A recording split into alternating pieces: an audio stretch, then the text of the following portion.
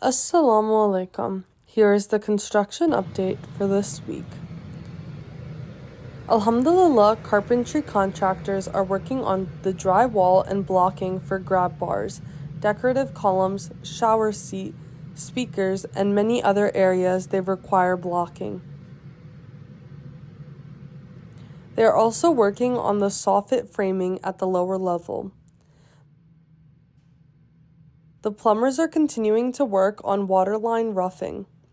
Most of the sanitary piping, except for the floor drains, are complete. The Pico company was here last Friday, and we now have temporary heat in the building. The electrical contractor is continuing to run on in-wall roughing. Most of that is complete other than wiring for the TVs and data conduits. The sprinkler contractor is scheduled to be back next week to finish the lower level roughing. The HVAC contractor was here all week working on ductwork on the first floor.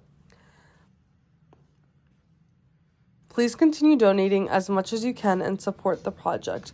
Jazakallah khair for your support.